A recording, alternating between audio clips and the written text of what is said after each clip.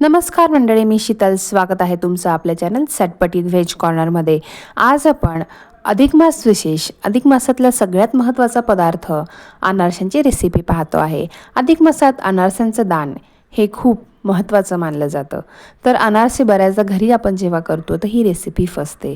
तर आज आपण ज्या पद्धतीने सर्व टिप्स आणि ट्रिक्स सकट ही अनारसांची रेसिपी पाहिली आहे, त्यामुळे तुम्ही पहिल्या प्रयत्नातसुद्धा अगदी याच पद्धतीने जाळीदार, खुसखुशीत, कुरकुरीत अनारसे तयार करू शकतात. आणि त्याशिवाय अनारशातलं तेल निघण्यासाठी किंवा अनारसे तेलकट कमी होण्यासाठी सुद्धा मी या ठिकाणी भरपूर टिप्स तुमच्यासोबत शेअर केलेले आहे. त्यामुळे हा व्हिडिओ तुम्ही शेवटपर्यंत पाहत राहा.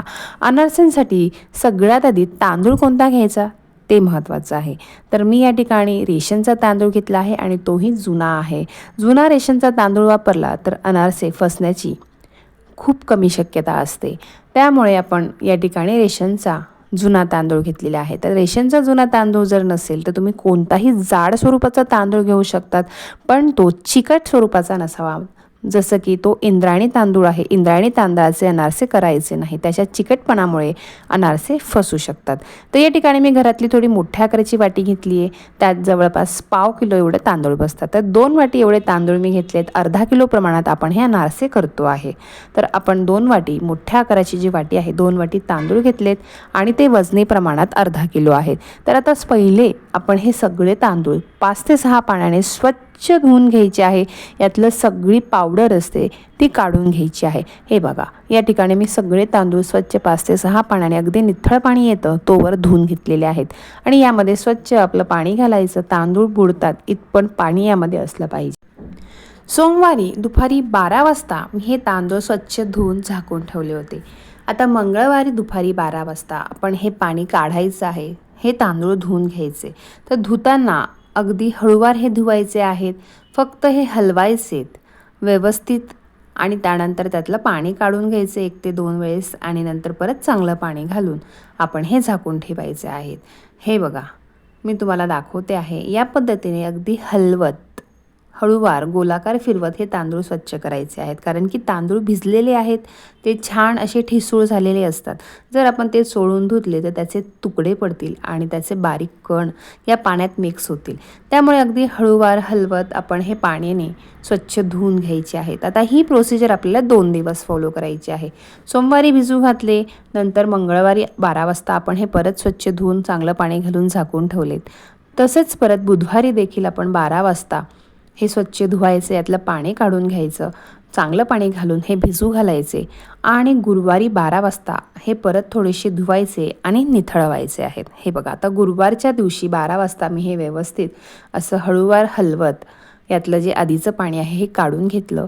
चांगल्या पाण्याने ते स्वच्छ धुतले. त्यानंतर एका चाळणवरती आपण हे निथळवून घ्यायचे आहे. तर गुरुवारी 12 वाजताच्या सुमारास मी हे छान असे धुवून निथळत घातलेले आहेत. एका चाळणवर निथळायचे. 10 ते 15 मिनटं यातलं सगळं पाणी निथळवून द्यायचं आहे.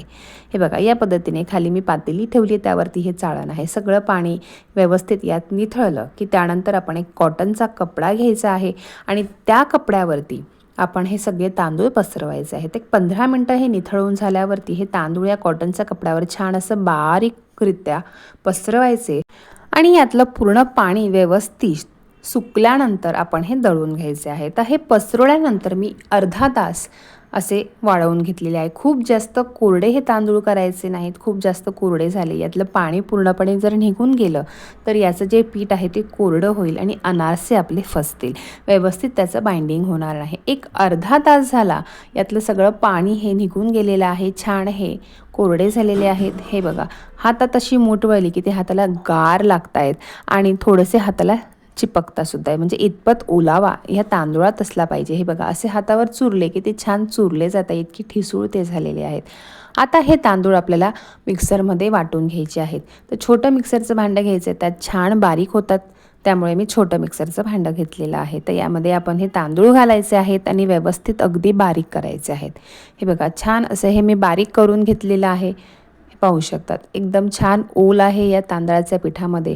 आणि आता हे आपण मैद्याच्या गाळणीने गाळून घ्यायचे आहेत. जाड गाळणीने गाळू नका. जर थोडंसं जाडसर पीठ असेल तर अनारसे फसण्याची शक्यता असते. तर या ठिकाणी मी मस्त असं बारीक मैद्याचे चाळण घेतलं आहे आणि त्याने हे मी छान गाळून घेते आहे. व्यवस्थित गाळून घ्यायचं आहे आणि उरलेलं जे तांदळाची कणी असते, जो भरडा असतो, तो परत मिक्सरच्या भांड्यात घालायचा. थोडेसे तांदूळ घ्यायचे आणि व्यवस्थित हे परत बारीक करून घ्यायचं आहे. हे बघा अगदी सुंदर बारीक असं आपलं तांदळाचं पीठ तयार होतं आहे. तर याच पद्धतीने मी सर्व तांदूळ व्यवस्थित मिक्सरमधनं बारीक करून घेणार आहे. हे बघा हा थोडासा जाडसर भरडा आहे, तो परत मिक्सरमध्ये घालायचा. त्यावरती परत थोडेसे तांदूळ घ्यायचे आणि अशीच प्रोसेस फॉलो करत आपण हे सर्व तांदूळ दळून घ्यायचे आहे. तर तुम्हाला जास्त प्रमाणात जर करायचं असेल तर तुम्ही गिरणीवर सुद्धा हे तांदूळ दळून आणू शकतात. खास अनारसांचं पीठ दळण्यासाठी गिरणीवरती सोय असते, तर तुम्ही त्या पद्धतीने तपास करून हे गिरणीवरनं सुद्धा दळून आणू शकतात. तर आपण सगळं पीठ व्यवस्थित दळून व्यवस्थित बारीक गाळणीने गाळून घेतलेलं आहे आणि एवढाच अर्धा वाटीलाही कमी पाव वाटी एवढा भरडा यामध्ये निघालेला आहे. तर हा भरडा बारीक होत नाही, तर एवढा भरडा आपला उरलेला आहे. तर अर्धा किलो तांदळातला जवळपास 40 ते 50 ग्रॅम तांदळाचा भरडा आपण बाजूला काढून ठेवलेला आहे. आता हे पीठ बघा अगदी मऊसूत आहे, छान ओल या पिठात आहे.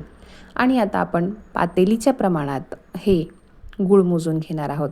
अगदी मऊ आणि बारीक पीठ असलं पाहिजे याची खबरदारी घ्यायची आहे. आता या ठिकाणी मी गूळ किसून घेतलेला आहे कढईत आणि तो गूळ पूर्णपणे एका पातेलीत भरलेला आहे. त्याच पातेलीच्या प्रमाणात आपण अनारसांचं पीठ मळून घेणार आहोत. अगदी छान मऊसूत असा गूळ घ्यायचा आहे आणि हा गूळ छान किसून घ्यायचा आहे. हे बघा अगदी मऊ आहे, छान असा दाबला की त्याची गोळी होते. इतपत ओलसर आणि मऊ आणि चांगल्या कलरमध्ये गूळ घ्यायचा आहे, म्हणजे अनारस्यांचा कलर खूप छान येतो. काळपट जर गूळ घेतला तर अनारसे काळे दिसतात. त्यामुळे थोडासा गूळ हा पिवळ्या कलरमध्ये अगदी मऊसूत असा घ्यायचा आणि तो किसून घ्यायचा आणि ज्या पातेलीने किंवा ज्या वाटीने आपण मोजणार आहोत ती वाटी पूर्ण भरून हा गूळ घ्यायचा आहे. तर 1 वाटी पूर्ण भरून मी गूळ घेतला आहे आणि वजनी प्रमाण जर तुम्ही म्हणाल तर 450 ग्रॅम हा गूळ आहे. आता अर्धा किलो तांदळांच्या पिठासाठी 450 ग्रॅम गूळ मी प्रमाणात घेत असते. जर सगळ्यांकडेच वजनी प्रमाण नसतं त्यामुळे मी तुम्हाला वाटीचं देखील प्रमाण या ठिकाणी शेअर केलेलं आहे. आता या ठिकाणी 3 वाटी किंवा 3 पातेली जे पीठ आहे त्याच्यासाठी 1 पातेली गच्च भरलेला किसलेला गूळ घ्यायचा आहे, म्हणजे प्रमाण चुकत नाही. हे बघा या पद्धतीने आपण 1 पातेली मोजून घेतली, आता दुसरी पातेली देखील मी या ठिकाणी मोजून घेते आहे. हे प्रमाण अगदी अचूक असं बसतं आणि शक्यतोवर जे तांदूळ आपण वाळवतो ते खूप जास्त वाळवायचे नाही किंवा खूप जास्त ओलेही ठेवायचे नाही. खूप जास्त जर ओले ठेवले तर हे तांदळाचं पीठ जे आहे ते ओल सोडतं आणि हे जे आपलं अनारसाचं पीठ आहे खूपच पातळ होतं. त्यानंतर मग अजून त्यात पीठ ॲड करावं लागतं. त्यामुळे अगदी व्यवस्थित पद्धतीने आपण तांदूळ वाळवून घ्यायचे आहेत आणि खूप कोरडं जर केलं तर हे अगदी कोरडं होतं, त्याचं बाइंडिंग होत नाही, छान गोळा वळला जात नाही. हे बघा परफेक्ट असं 3 पातेली आपलं हे पीठ बसलेलं आहे आणि आता हे सगळं आपण एकजीव करून मळून घेणार आहोत. हे पहा आता यामध्ये आपण हे 3 पातेली पीठ घालून घ्यायचं आणि हाताने हा गूळ या पिठामध्ये छान एकजीव करून घ्यायचा आहे. हे बघा 3 पातेली परफेक्ट पीठ आपलं आलेलं आहे. अगदी अचूक प्रमाणात अर्धा किलोचं जे तांदूळ आहे ते 3 पातेली, म्हणजे एक थोडीशी मध्यम आकाराची पातेली छोटी 3 पातेली बरोबर बसतं. तर हा गूळ आपण यामध्ये छान मळून घ्यायचा आहे. गुळाचं अगदी परफेक्ट या ठिकाणी प्रमाण बसतं आणि गूळ हा अर्धा किलो तांदळासाठी 450 ग्रॅम अगदी परफेक्ट बसतो. खूप कमी जर गूळ झाला तर अनारसे पापडीसारखे तयार होतात, पुरी तयार होते आणि गूळ जर खूप जास्त झाला तर ते अनारसे तेलात हसतात, म्हणजेच ते तेलात विरघळू शकतात. त्यामुळे गुळाचं प्रमाण हे परफेक्टच असलं पाहिजे, नाहीतर अनारसे फसण्याची शक्यता असते. तुम्हाला पीठ मी दाखवते. हे बघा अशी मूठ वळली की छान त्याची मूठ वळते आणि मोडली की लगेचच ते मोकळं होतंय. या स्वरूपाचं पीठ हे असलं पाहिजे, म्हणजे खूप जास्त ओलसरही नको आणि खूप जास्त कोरडंही नको. हे बघा या पद्धतीने दोघं हातांनी छान चोळून आपण हे एकजीव करून घेतले. आता एक मिक्सरचं भांडं घ्यायचं आणि हे पीठ यामध्ये छान फिरवून घ्यायचं. अगदी छान त्याचं बाइंडिंग होतं इतपत आपण हे मिक्सरमधनं फिरवून घेणार आहोत. हे बघा आता मिक्सरमध्ये थोडं थोडं करून आपण हे पीठ घालायचं आहे आणि फिरवून घ्यायचं आहे. मिक्सरमध्ये घातल्यामुळे त्याला छान बाइंडिंग येतं. आता समजा तुमचं पीठ खूपच जर कोरडं झालं असेल तर अशा वेळेस त्यामध्ये तुम्ही एखादं केळ मिक्स करून त्याला छान बाइंडिंग आणून घेऊ शकतात. हे बघा मिक्सरमध्ये मी फिरवल्यामुळे अगदी सुंदर असा लाडू त्याचा बांधला जातो आहे इतपत छान असं सुंदर आपलं अनारशाचं पीठ तयार झालेलं आहे. हे बघा, तुम्ही पाहू शकतात. या पद्धतीने काहीही न टाकता, तूप न टाकता, दूध न टाकता किंवा केळंही आपण यात टाकलेलं नाही आहे, तरीसुद्धा सुंदर असं या पिठाला बाइंडिंग आलेलं आहे. हे बघा, या पद्धतीने आपण जर पीठ तयार केलं, खूप जास्त तांदळाचं पीठ ओलसर न ठेवता आपण पीठ केलं, तर हे जे अनारशाचं पीठ आहे, फ्रीजशिवाय बाहेर 15 ते 20 दिवस सहज टिकतं आणि फ्रीजमध्ये 6 महिने अगदी सहज टिकतं. त्यामुळे खूप जास्त ओलसर तांदळाचं पीठ ठेवू नका. या पद्धतीने आपण जर पीठ तयार केलं तर ते खूप दिवस टिकतं. अनारसे देखील सुंदर कुरकुरीत तयार होतात. हे बघा, सगळं मिक्सरमधनं आपण छान हे एकजीव करून घेतलेलं आहे आणि आता याचे छोटे छोटे लाडू बांधायचे आणि आपण एका डब्यामध्ये हे स्टोअर करून ठेवायचे आहेत. पुढचे 3 दिवस आपण हे लाडू जसेच्या तसे डब्यात, हवाबंद डब्यात ठेवायचे. ते छान असे मुरून आले की एक एक गोळा काढायचा आणि त्याचे अनारसे करायचे. हे बघा, या पद्धतीने मी हे सर्व लाडू बांधून घेते आहे. अगदी पटकन सहज हे लाडू वळता आहेत. इतकं सुंदर छान असं या अनारशाच्या पिठाला बाइंडिंग आलेलं आहे. हे बघा, आता हे सर्व लाडू बांधून झालेले आहेत. आता हे मुरण्यासाठी एक स्वच्छ डबा घ्यायचा, स्वच्छ धुवून व्यवस्थित कोरडा पुसून घ्यायचा आणि कोरड्या डब्यात आपण हे हवाबंद करून 3 दिवस ठेवायचे आहेत. आता गुरुवारी आपण हे डब्यामध्ये घालून ठेवलेले आहेत. आता गुरुवारचा दिवस म्हणजे गुरुवारचा अर्धा दिवस, शुक्रवारचा दिवस, शनिवारचा दिवस आणि रविवारी दुपारी मी यातले आता एक गोळा काढून अनारसे करून तुम्हाला दाखवणार आहे. हे बघा, आता बाकीचे आपण परत डबा लावून हे बाजूला ठेवून घेऊ शकतो. तर एक मी लाडू काढलेला आहे अनारशाच्या गोळ्याचा आणि तो व्यवस्थित आता फोडायचा आहे आणि छान असं याचं एक एक गाठ मोडून छान भुसभुशीत मोकळं करून घ्यायचं आहे. यात एकही गाठ राहायला नको. अगदी सुंदर छान असं हे पीठ मुरलं गेलेलं आहे. आता यामध्ये आपण थोडंसं तूप आणि दूध घालून याचा अनारशाचा छान असा उंडा तयार करून घ्यायचा आहे. या पद्धतीने जर आपण अनारशाचं पीठ केलं तर असं भुसभुशीत छान असं कोरडं पीठ आपलं महिनाभर बाहेर फ्रीजशिवाय टिकतं आणि फ्रीजमध्ये 6 महिने सहज टिकतं. हे बघा, या ठिकाणी मी अगदी पाव चमचा असं तूप घातलेलं आहे आणि तूप घालून थोडंसं हे मळून घेतलेलं आहे. तूप घातल्यानंतर आपण यामध्ये आता थोडं थोडं दूध घालायचं आहे. अगदी पाव चमचा दूध घालायचं आहे सुरुवातीला, कारण पीठ हे ओलसर असतं. खूप जास्त दूध तुम्ही एका वेळेस घातलं तर हे अगदीच पातळ होऊ शकतं. त्यामुळे अगदी पाव चमचा दूध घालून घालून हे मळायचं आहे. हे बघा, आता दुसऱ्यांदासुद्धा मी थोडंसंच पाव चमचा दूध घातलेलं आहे आणि हे परत मळून घेतलेलं आहे. हे बघा, आपल्याला समजतं की आपल्याला दुधाची किती गरज आहे, तर त्यामुळे थोडं थोडं दूध घालूनच आपण हे मळायचं आहे. आता तिसऱ्यांदासुद्धा मी पाव चमचा दूध घातलेलं आहे आणि हे पीठ मळून घेते आहे. हे बघा, आता तिसऱ्यांदा जे आपण दूध घातले त्यामध्ये पिठाला पूर्णपणे सुंदर असं बाइंडिंग आलेलं आहे. आता यानंतर यामध्ये दूध घालायची गरज नाही आहे. हे बघा, सुंदर असं हे पीठ मळून झालेलं आहे. आता याला दुधाची गरज आहे की नाही हे बघण्यासाठी छोटासा उंडा घ्यायचा, तो गोल करून घ्यायचा आणि त्यातच ताटावरती हा थापून बघायचा. अगदी सुंदर छान हा पसरतो आहे. पिठाला तडा पडत नाही आहे. अगदी सुंदर आपला अनारसा थापला गेला आहे. म्हणजेच आता यामध्ये दूध घालायची गरज नाही हे आपल्याला समजतं. आता परत व्यवस्थित हे पीठ मळून घ्यायचं आणि एकसारखे त्याचे उंडे करून घ्यायचे आहे. आपल्याला ज्या आकारात अनारसे करायचे आहेत त्या आकारात आपण हे सगळे उंडे तयार करून घ्यायचे आहेत. आता मी एकटीच हे अनारसे करणार आहे, त्यामुळे हे उंडे मी करून घेतले. आता एका छोट्या कढईमध्ये मी तेल घातलं आहे. अनारसा बुडेल इतकं तेल मी घातलेलं आहे. गॅस बारीक करून तेल मी तापत ठेवलेलं आहे. आता एका ताटलीत आपण खसखस घ्यायची. एका छोट्या डिशमध्ये तेल घ्यायचं, पोळपाटाला तेल छान लावून घ्यायचं आणि त्यानंतर अनारसाचा जो उंडा घेतलेला आहे तो छान खसखसमध्ये डीप करायचा, छान दाबून घ्यायचा, म्हणजे खसखस त्याला छान चिटकून येईल आणि उलट्या साईडने पोळपाटावर याला थापून घ्यायचं आहे. इतकं सुंदर आपलं पीठ तयार झालेलं आहे की आपल्याला तेल न लावतासुद्धा हे तापता येतं आहे.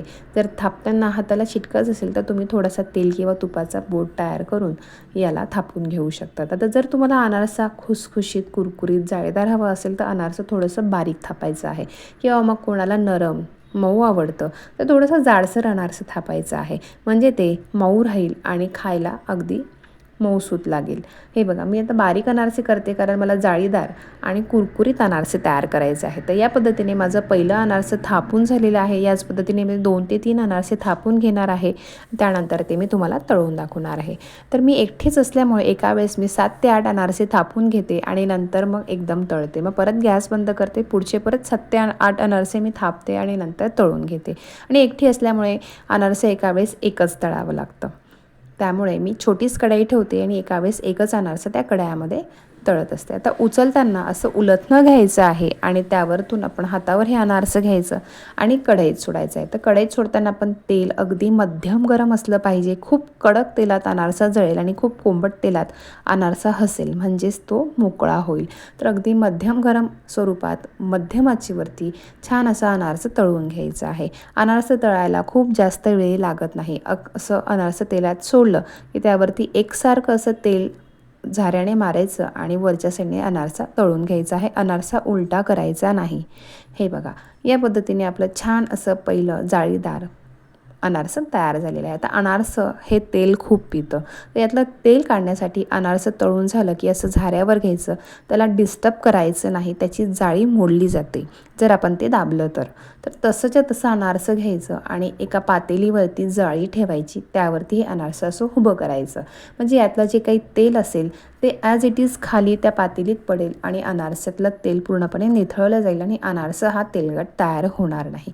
तर अनारशाचं तेल काढण्यासाठी ही ट्रिक एकदम बेस्ट आहे. हे बघा, आणि तेल निथळल्यावर सुद्धा तुम्ही हे अनारसे टिश्यू पेपरवर ठेवू शकता. म्हणजे उरलं सुरलं जे तेल आहे ते टिश्यू पेपर ओढून घेईल आणि अनारसा अगदी कमी तेलकट आणि कुरकुरीत तयार व्हायला मदत होईल. हे बघा, आता दुसरं देखील अनारसा मी तुम्हाला या ठिकाणी तळून दाखवते आहे. हे बघा, छोट्याशा कढईत कमी तेलात अगदी सुंदर एक एक अनारसा मस्त तळला जातो आहे. तर तुमच्याकडे जर कोणी मदतीला असेल तर तुम्ही थोडी मोठी कढाई ठेवून एका वेळेस 2 अनारसे तळून घेऊ शकतात. हे बघा, तर या पद्धतीने मी सगळे अनारसे तळून घेणार आहे. तर अनारसे करण्यासाठी सगळ्या टिप्स आणि ट्रिक मी तुमच्याशी या ठिकाणी शेअर केलेल्या आहे. तर ही अनारसांची रेसिपी तुम्हाला कशी वाटली मला नक्की कमेंट करून सांगाल. आणि ह्या अधिक मासात या पद्धतीने तुम्ही अनारसे नक्की करून बघा. हे पहा, सगळे अनारसांना छान अशी जाळी पडते आहे. अगदी कुरकुरीत खुसखुशीत आपले अनारसे तयार होत आहेत. तर मंडळी, आजची ही अनारशांची रेसिपी तुम्हाला कशी वाटली नक्की कमेंट करा. व्हिडिओ आवडला असेल तर व्हिडिओला लाईक करा. जास्तीत जास्त लोकांना हा व्हिडिओ शेअर करा आणि चॅनलवर जर नवीन असेल तर चॅनलला सबस्क्राईब जरूर करा. चला तर मग पुन्हा भेटूया अशाच एका छानशा रेसिपीसोबत. तोपर्यंत नमस्कार, बाय बाय.